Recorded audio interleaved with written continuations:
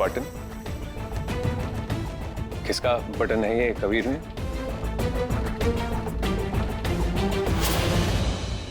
बुज़दिल इंसान का बटन है, एक वाहियात किस्म के इंसान का बटन है। ये वो इंसान है जो औरतों को ढाल बनाकर इस्तेमाल कर रहा है। क्यों?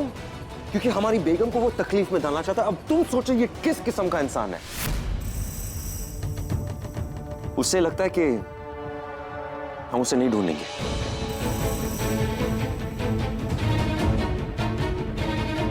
बेखौफ होकर घूम रहा है वो।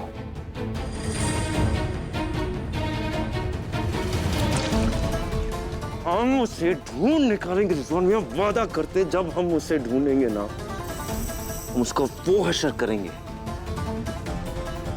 हम उसे छोड़ेंगे नहीं हम। कबीर, उस आदमी का गुस्सा तुम रिजवान भाई पर क्यों निकाल रहे हो? रिजवान भाई आप ठीक है ना? रिजवान मियां हमें माफ करना, हम अपने जहन में नहीं है। बैठो। रिजवान भाई, असल में बात यह है कि हम और कबीर आज जब रेस्टोरेंट गए थे ना, वहाँ हमारे खाने के ऊपर किसी ने आकर पत्थर फेंका। कुछ औरतें चलती हुई आई, हमें भला बुरा कहने लगे। ये सारा अहमद गुनहगार है, इसकी वजह से सारी औरतें बागी बनती जा रही हैं। कौसर बीवी को बाहर जाकर काम करने के लिए उकसा रही है। लेकिन तभी हमने एक वेटर को कहते हुए सुना, उसने किसी को उस औरत को पैसे देते हुए सुना।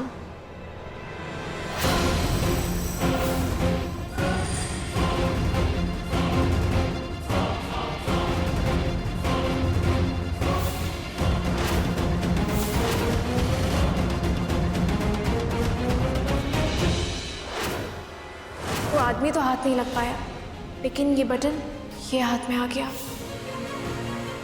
पता नहीं कौन है वो।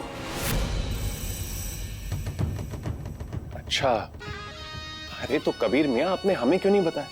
आप हमें फोन कर देते तो हम उसे पकड़ने में मदद कर देते। चलिए, अभी भी कोई देर नहीं हुई है, हम उसका पता लगाते। नहीं रिजवान भाई, इसका पता लगाने की जरूरत नहीं है। हमें लगता है कि वो इंसान हमारे सामने है।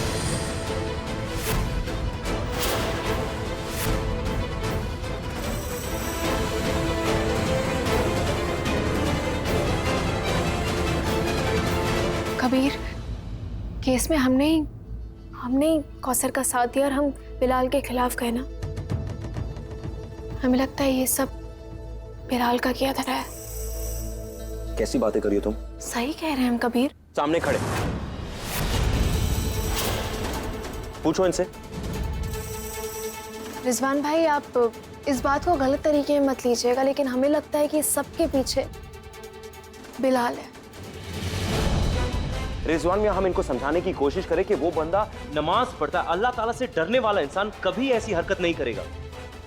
और उसके ऊपर बिलाल वैसी शेरवानी नहीं पहनता। अरे हो सकता है उसके कुर्ते में बटन हो। ठीक है, तुम्हारी दिल्ली तसल्ली के लिए हम ये भी पता लगा लेंगे कि ये उसके आस्तीन से था कि नहीं, लेकिन हम तुमसे कह रहे कि वो बिलाल नहीं है। हमें इस बटन का भी पता लगाना है और ये भी पता लगाना है कि उसके हाथ पर एक खरोच है या नहीं।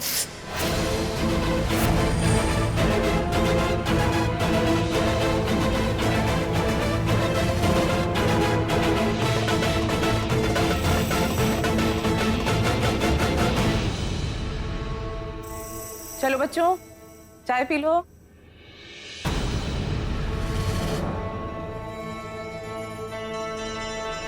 ये आपके हाथ पे खरोच कैसे?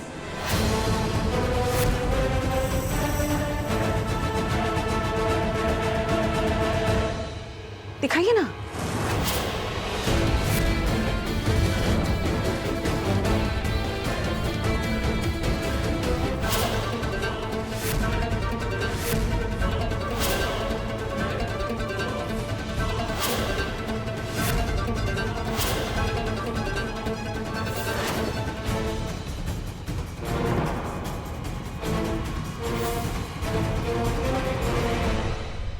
किसी से हाथापाई हुई क्या आपकी? रिजवान भाई, क्या बात है, ये चोट कैसे?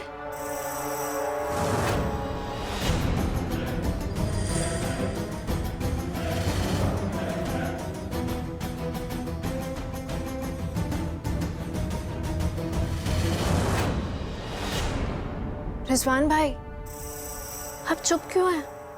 बताइए ना।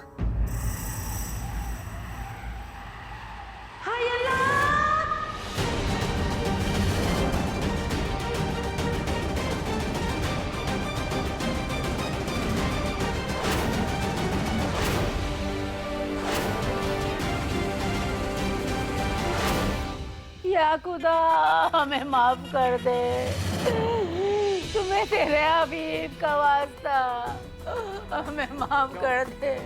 हमने अपने बेटे के साथ क्या किया? हमें तो पता ही नहीं हमने कब तुम्हें चोट पहुंचा दी। वो तो हम जब दवाई लेने आए तो टेबल पे खून के धब्बे देखे, तब हमें एहसास हुआ कि हमने तुम्हें चोट पहुंचाई रिजवान। और फिर जब हमने अपने नाखून देखे तो हमारी चीख निकल गई। शांत। भाभी जान, शांत हो जाइए ना। नहीं सलमा नहीं, हम बहुत बुरी माँ है। कोई माँ अपने बच्चे के साथ ऐसा करती है क्या, जैसा हमने किया? जब हमें दौरा पड़ा हमने इसे फोन किया, हमारी लरसती आवाज सुन के ये बेचारा दौड़ा दौड़ा आया हमें संभालने को।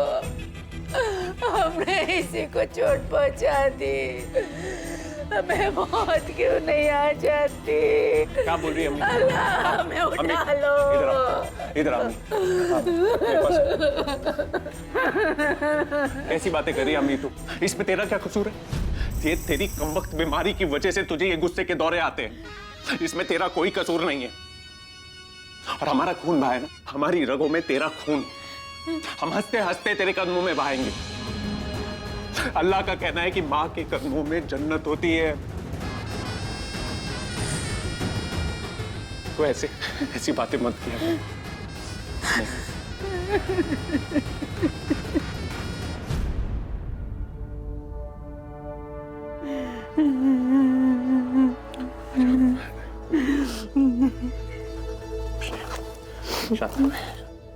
हाथ दिखाओ। अरे दिखाओ हमें। अम्मी, आप जानती हैं ये सिर्फ आपकी खिदमत नहीं करता, परवाह भी करता है आपकी।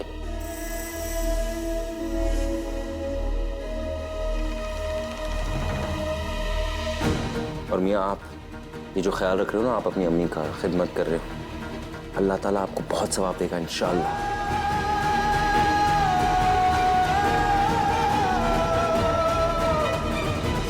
ऐसा कैसे हो सकता है? भाभी जान को दौरा पड़ा, रिजवान मियाँ को खरोंचे आई, हमें कुछ पता ही नहीं चला। ऐसे कहाँ था हमारा दिमाग?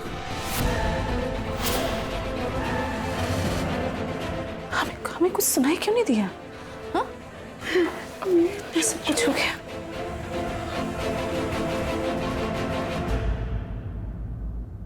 देखिए चाची जान, आप तो जानती हैं और आप सबने देखा है कि जब भी अम्मी को दौरे पड़ते हैं तो वो कैसे बेकाबू हो जाती है। तो इसलिए हमने अम्मी को, क्योंकि लोग परेशान ना हो, कसम दे रखी थी कि वो चीखे चिल्लाए नहीं, कभी भी बर्दाश्त से बाहर हो तो वो हमें बुलाए कि हम उन्हें ठीक कर सकें। इसलिए जब अम्मी का कॉल आया तो हम समझ गए कि बात बर्दाश्त से बाहर हो चुकी है। अच्छा। हाँ, इसलिए हम दौड़ते हुए आए कि आप लोगों को किसी को परेशानी ना हो, हम उन्हें ठीक कर दें। माफ कीजिए। इसीलिए भाग के आए थे तुम?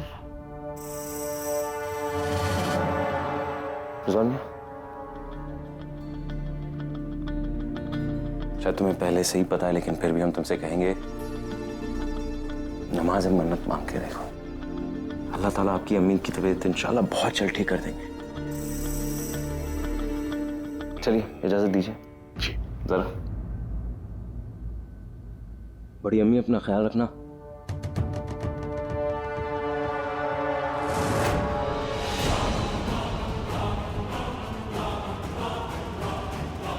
कबीर मियां, वो बटन आप हमें दे दीजिए। देखिए, हम ज़ारा के बड़े भाई हैं, हमारा भी फर्ज बनता है कि उस बटन के मालिक का हम पता लगाएं। रिजवान मियां, अगर आप ज़ारा के बड़े भाई हैं तो हम ज़ारा के शौहर हैं। ये फर्ज, ये जिम्मेदारी हमें निभाने दो। मगर तुम बेफिक्र रहना, हम उसका गिरबान जरूर पकड़ेंगे।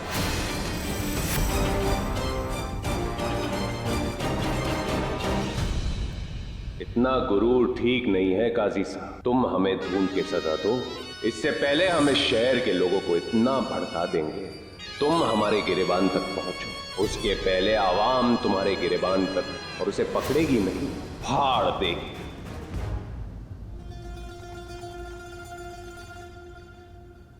तुम मम्मी के पास रहो, हम थोड़ी देर में आते हैं। जी।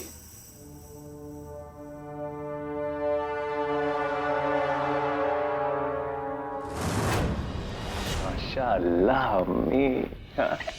आखिर बचा ही लिया ना तुमको। कैसी लगी मेरी अदाकारी? अभी थोड़ी अदाकारी करना बाकी है।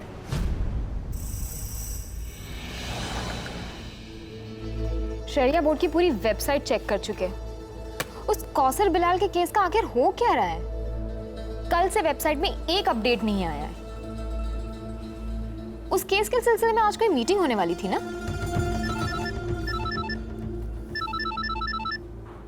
कौसर बिलाल के केस के अंदर की जानकारी चाहिए? कौन बोल रहा है? अपने कान से काम रख लड़की, तुम्हारे मतलब की बात बोल रहे हैं। आज उस सिलसिले में एक मीटिंग हुई थी और उस मीटिंग में कौसर बिलाल के केस में कौसर पर जुल्म ढाया जा रहा है। उसे घर में सुकून बनाए रखने की दुहाई देकर केस को रद्द करने के लिए उस पर दबाव डाला जा रहा है। चल।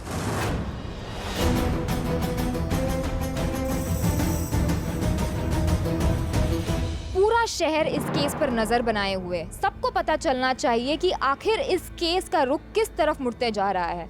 बताइए कौसर बीबी, क्या आपके साथ नाइंसाफी हो रही है? हम बस इतना कहना चाहते हैं कि भला हो ज़ारा बीबी का, जिन्होंने हमारा साथ दिया, जिन्होंने ये सवाल उठाया कि घर में सुकून बरकरार रखने की जिम्मेदारी सिर्फ औरतों की ही नहीं बल्कि शौहर की भी होती है। हम आप सबसे एक सवाल पूछना चाहते हैं कि अगर ज़ारा बीबी हमारा साथ ना देती तो हमारा क्या होता? शरिया बोर्ड में हम उन सब मर्दों के सामने अपनी बात पेश कर पाते? ज़ारा बीबी आगे बढ़ो, हम तुम्हारे साथ हैं। कबीर अहमद शर्म करो, शर्म करो, शर्म करो। कौसर बीबी को इंसाफ दो। इंसाफ दो, इंसाफ दो। हर औरत को काम करने और अपने सपने पूरे करने का हक है। हक है, हक है। ख्वातीन को किचन तक महदूद रखने वाले कबीर अहमद, बिलाल हसन सुन लो, अब हम पीछे नहीं हटेंगे, अपना हक छीन के रहेंगे, छीन के रहेंगे, छीन के रहेंगे। कबीर अहमद, हाय हाय। ज़ारा बीबी, जिंदाबाद। कबीर अहमद शर्म करो, शर्म करो, शर्म करो। कबीर अहमद, हाय हाय। ज़ारा बीबी, जिंदाबाद। कबीर अहमद शर्म करो, शर्म करो, शर्म करो।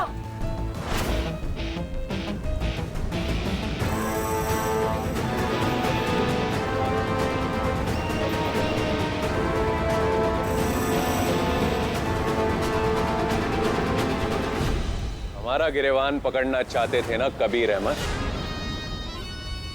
अब देखो कैसे लोगों ने तुम्हारा ही गला पकड़ लिया। अब मजा आएगा, मजा आएगा। शहर काजी की बीवी ज़ारा अहमद कौम की बहू बेटियों को भड़का रही है, उन्हें बागी बना रही है। हम ये सब नहीं होने देंगे। ज़ारा अहमद आए, ज़ारा अहमद आए, ज़ारा अहमद आए।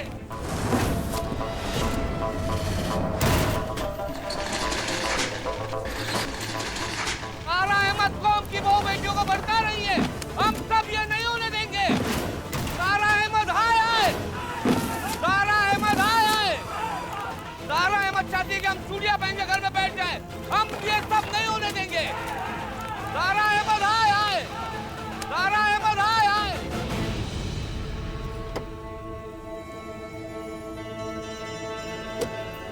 बिलाल नहीं था।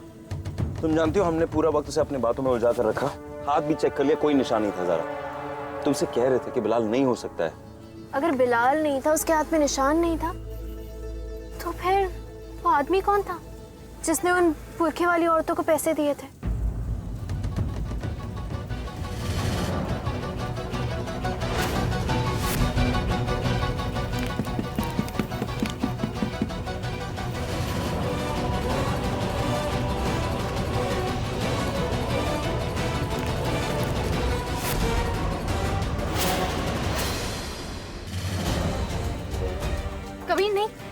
गाड़ी से बाहर नहीं जाओगे। मगर हमें देखने दो, मसला क्या है? कभी पिछली बार भी ऐसे ही धोखा करके बुलाया था, हम नहीं जाने देंगे तुम्हें। मैं एक सेकंड में आ रहा। ठीक है, हम भी जाएंगे। अरे रुको, हमें कुछ नहीं होगा। हाँ, कुछ नहीं होगा। प्लीज विंडो नीचे कर सकते हैं, विंडो नीचे कर सकते हैं। काजी साहब बाहर आइए। क्यों? देखिए आपकी गाड़ी के नीचे क्या है, आग लग सकती है। जल्दी बाहर आइए, जल्दी बाहर आइए। गाड़ी के अंदर बैठो, हम देखते हैं। गाड़ी के अंदर बैठो।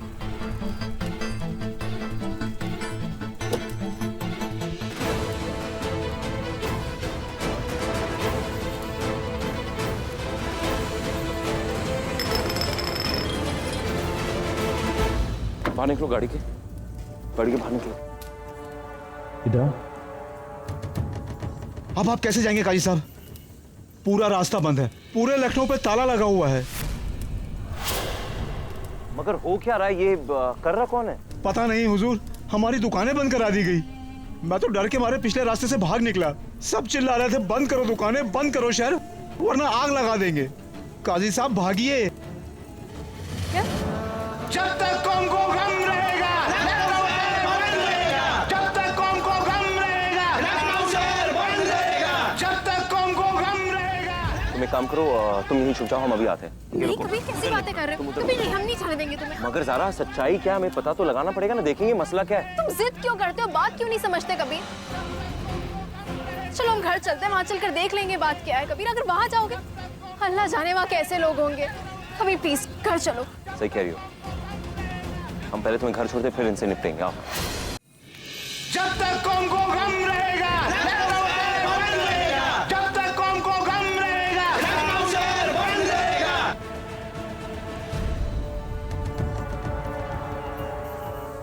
यहाँ चले जाइए साहब, पीछे कुछ दंगाई लोग आ रहे हैं, यहाँ कुछ भी हो सकता है। अल्लाह के लिए चले जाइए काजी साहब, यहाँ चले जाइए, यहाँ कुछ भी हो सकता है, दंगा हो जाएगा यहाँ। जब तक कौम को गम रहेगा, जब तक कौम को गम रहेगा, जब तक कौम को गम रहेगा।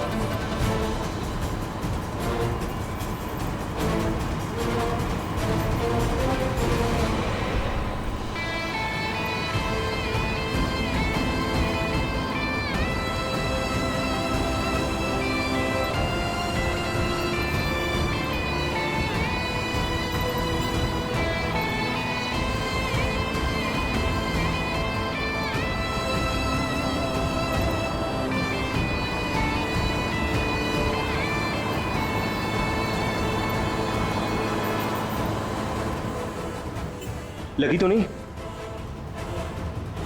अल्लाह तेरा लाख लाख शुक्र है। तुम्हें कुछ याद आया? क्या? हमारी पहली मुलाकात।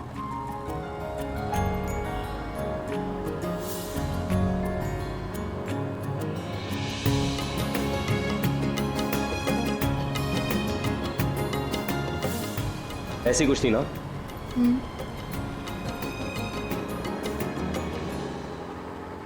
कौसर बीबी ने भी इस बात को माना है कि शरिया बोर्ड में औरत जात के साथ सौतेला बर्ताव किया जाता है, जिसके बाद औरतों का बड़ा तबका शरिया बोर्ड के रुए रवां कबीर अहमद के खिलाफ हो गया है।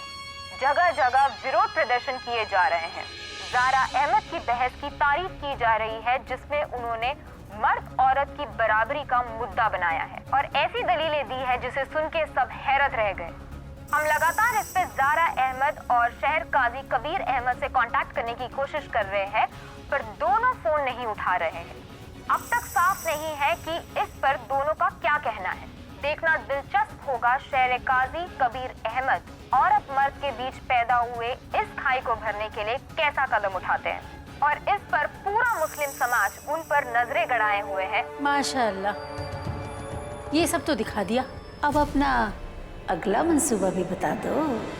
अगला मंसूबा ज़ारा कबीर की जिंदगी में तूफान लाने वाला है अम्मी।